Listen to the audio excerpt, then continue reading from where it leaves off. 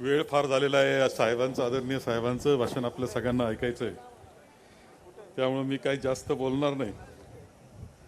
परंतु आजची सभासाठी उपस्थित असलेले आदरणीय साहेब शरदचंद्रजी पवार साहेब, खऱ्या अर्थानं महाराष्ट्राच्या महाविकास आघाडीची AK-47 जी मशीनगन असती, ती मशीनगन सकाळीच गोळ्या घालून येतात ते सगळ्यांना. खासदार संजयजी राऊत, आमदार रोहितजी पवार, माजी आमदार राहुलजी जगताप, चंद्रहारजी पाटील, प्राध्यापक नितेशजी कराळे, बाबासाहेब घोष, घनश्यामजी शेलार, भैयाजी वाबळे, जयंत वाघ, प्रशांतजी दरेकर, उपस्थित सगळी मान्यवर पदाधिकारी, कार्यकर्ते, तिन्ही पक्षाचे आणि मित्र पक्षांचे सर्व बंधू आणि भगिनी, आतापर्यंत सभा आम्ही पाहतो, परंतु आजची सभा पाहिल्यानंतर आणि यापेक्षा आणखी एक गोष्ट सांगतो की आपले उमेदवार निलेशजी लंके यांच्या सभा, यांच्या निवडणुकीच्या सभा मी आतापर्यंत आम्ही खूप सभा पाहिलेल्या आहेत. साहेबांचं पूर्ण आयुष्य सभेमध्ये गेलं, त्यानंतर माझाच नंबर सध्या लागतोय की ज्याच्यामध्ये सगळ्यात जास्त वेळा निवडणुका करण्यामध्ये. परंतु ह्या सभामध्ये करंट असतो, साधारणतः लाईट लागण्याकरता 360 व्होल्टचा करंट असतो, पण तुमचा करंट 3000 व्होल्टचा मला वाटतोय. आता ज्यावेळेस 3000 व्होल्टचा करंट ज्यावेळेस असेल तुमच्यामध्ये, तर शॉक केवढा राहणार, जाळ होणार, जाळ. आणि ज्या उत्साहानं तुम्ही आले, कालची मी माहिती घेतली की 2 सभा झाल्या निलेशजी लंके यांच्या, आपल्या उमेदवारांच्या. एक झाली चिंचोंडी पाटील आणि दुसरी झाली अळकुंडीला. तुम्ही कल्पना करू शकत नाही, रात्री 12, 1, 2 वाजलेले असतात.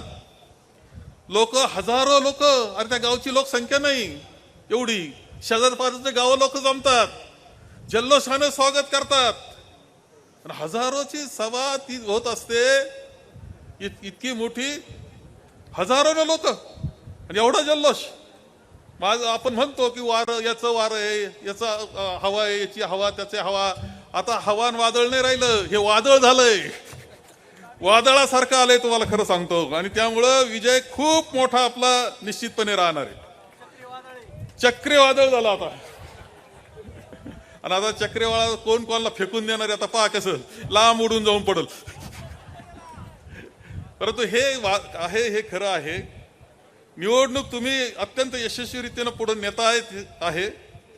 खरं म्हणजे अजूनही काळजी तुम्हा सगळ्यांना करावं लागणार आहे, काळजी घ्यावीच लागेल. नुसतं वादळ येईन, हवा येईन, चक्रीवादळ म्हणून नाही चालायचं. तुम्हाला शेवटचं मतदान होईपर्यंत काळजी घ्यावं लागणार आहे. शेवटचं मत पडेपर्यंत आपल्या आपल्या गावामध्ये प्रत्येक मत हे आपल्याला पडेल, महाविकास आघाडीला पडेल, तुतारी वाजवणाऱ्या, हातानं तुतारी वाजवणाऱ्या माणसाला पडेल. एका हातात मशाले, एका हातात तुतारी, अशी आमची अवस्था आहे सध्या. त्याला आपण याची काळजी तुम्हाला घ्यावं लागेल. विनंती करून लोकांना सांगावं लागेल की बरोबर राहा. कारण काळजी आम्हाला अशी वाटते, मला समजलं श्रीगोंद्याला सकाळपासून आलो, ऐकतोय काही काही म्हणतात निरोप येतो, दादाच्या निरोपाच्या फोनची वाट पाहता, येऊन जा म्हणून. असं कोणी दादा म्हणजे बाबा दादाची वाट पाहतात हो, आता कोण बाबा दादा मला कळालं नाही, दादाची वाट पाहतात, येऊन जा म्हणून. येऊन जाऊन असा जर कुणी येऊन जाऊन असेल कुठं आणि वाट पाहत असेल, तो गावात आला का त्याच्या भोवती तू तरी वाजवायचा कार्यक्रम तुम्हाला करावा लागणार आहे.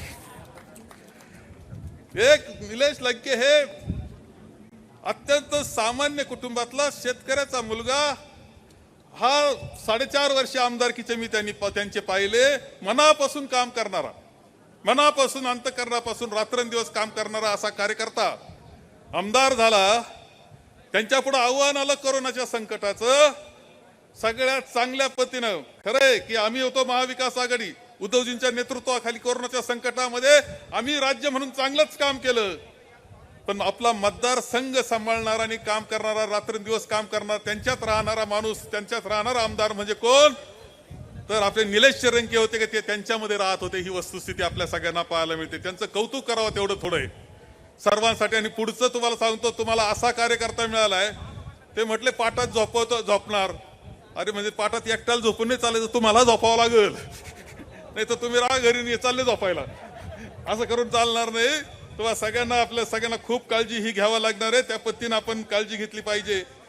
मी काही जास्त बोलणार नाही. पंतप्रधानांच्या सभा सगळ्या फेल आहेत. काय बोलतात त्यांना कळतं का नाही अशी अवस्था आहे.